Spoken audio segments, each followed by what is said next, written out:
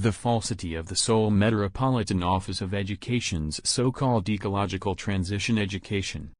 Seoul Metropolitan Office of Education's so-called ecological transition education for responding to the climate crisis, problems and a reform frame. Environmental and ecology education should likewise be grounded in a liberal democratic, market economy perspective centered on human dignity and flourishing.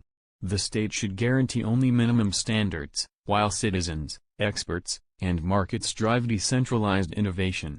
From this perspective, we must examine whether ecological transition education replaces the judgments and choices of students, teachers, and families through state and district-led standardization of norms and behaviors. We also worry that when climate issues become politicized and ideologized, core variables, scientific uncertainty, the balance of costs and benefits, and the speed of technological substitution, can be distorted. Therefore, we must ask whether education is fixed on a single interpretation, for example, a single scenario, a single solution, or teaches competing hypotheses, data, and trade-offs. Policies that affect everyday life must make individual choice, accountability, and opportunity cost transparent. Ritualized campaigns and normative behavior nudges may give short-term gratification but can weaken autonomous motivation and creative problem-solving in the long run. In governance, Seoul's ecological transition education shows strong centralization and over-standardization. Plans such as net zero practice in all schools, at least 7 hours per grade each year, and single-use items out are pushed through as top-down, blanket mandates rather than bottom-up choices. Numerous committees, support teams, dedicated programs, and KPIs, for example, number of participants, hours taught, number of installations/operations, subordinate on-site autonomy to a case-handling/reporting system. As a result, schools and teachers become conformists to correct administration, while decentralized quality assurance based on differentiation, competition, and accountability, parent/student choice and reputation, is weakened. Moreover, the outcomes of ecological transition education are not validated through transparency and choice, program/teacher selection, vouchers, top-ups, households adding their own funds on top of basic vouchers to access premium/expanded programs, or, in policy design, top-up vouchers for disadvantaged students so they can exercise equivalent choice and reputation. Instead, they are replaced by input indicators such as participation rates and event counts. This blocks the professional monitoring function of consumers, parents/students, and suppresses quality competition. In scientific content and methodology, there is a risk of a single narrative and confirmation bias.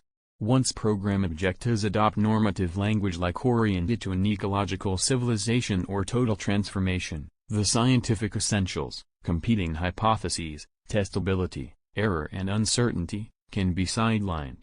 If educational content presumes emissions reduction as the sole virtue, it will miss trade-offs and complementarities among diverse mitigation pathways, efficiency, electrification, nuclear, CCS, carbon capture and storage, synthetic fuels, market-based mechanisms, transition costs and distributional effects across regions, incomes, and industries, the balance between adaptation strategies and risk management, and sensitivity/uncertainty analyses of models and scenarios.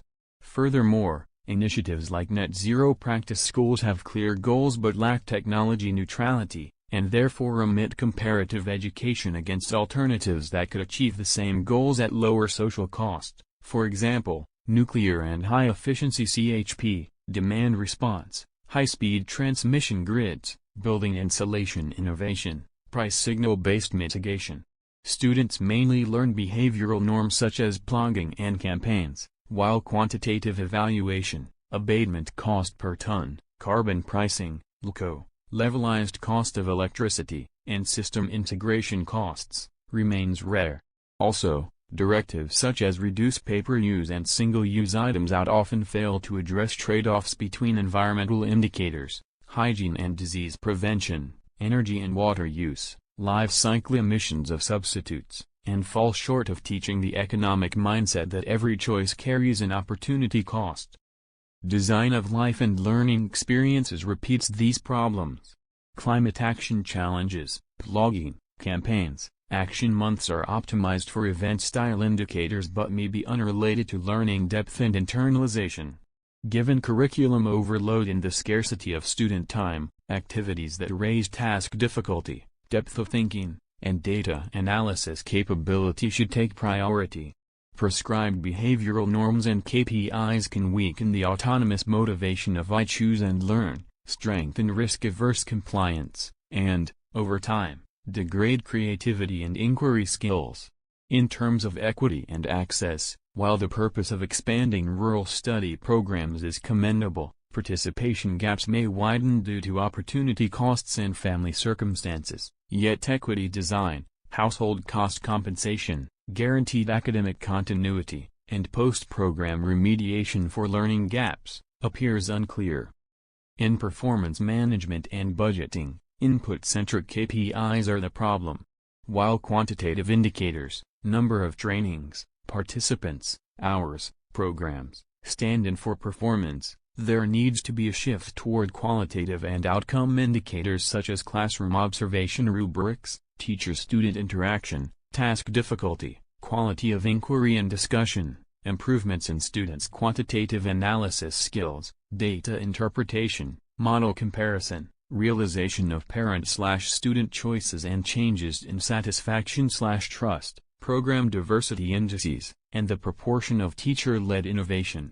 Budgets are concentrated on events, networks, and dedicated organizations, which may yield a lower social rate of return compared to building knowledge/data infrastructure and a portfolio of teacher expertise.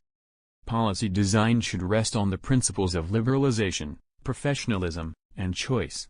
The state guarantees only minimum standards of safety, transparency, and children's rights. Schools and teachers enjoy broad autonomy in curriculum and assessment, and parents and students exercise oversight and reputation effects through transparency and choice.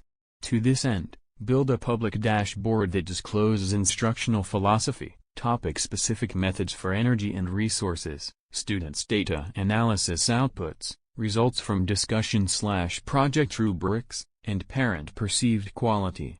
The curriculum should include cost-effectiveness comparisons among diverse generation mixes and mitigation technologies, abatement cost per ton, system costs, the balance between adaptation and mitigation, uncertainty and sensitivity analysis, risk management, life cycle assessment, LCA, and the concepts of trade-offs and opportunity costs.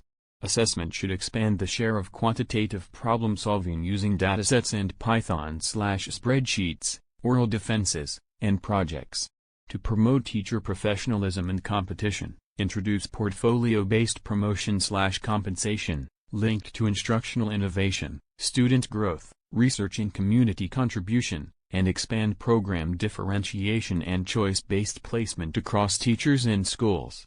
Also adopt vouchers plus top-ups to reflect diverse program demand and use weighted vouchers to improve equity for disadvantaged groups. Replace rule-based mandates with a sandbox approach, rather than blanket net-zero practice requirements. Allow innovative instruction and assessment under pre-registered exceptions. Prioritize mediation/settlement over punishment/reporting in disputes, and reassign the roles of lawyers/committees toward advising on exception design and post hoc improvement.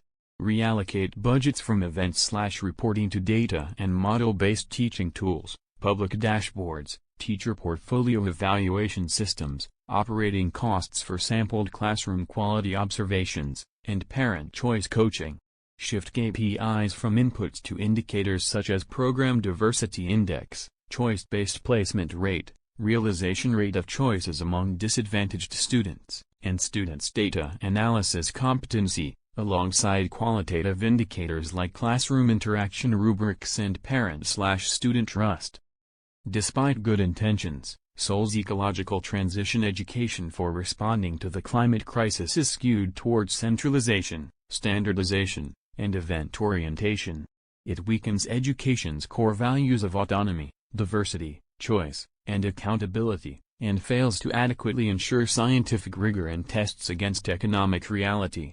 If the state redefines itself as a guarantor of minimum standards, grants real authority to schools and teachers, provides families with information and choice, and activates competition and reputation on the ground, ecological transition education can move beyond norm imposition to an education that genuinely fosters professionalism and freedom.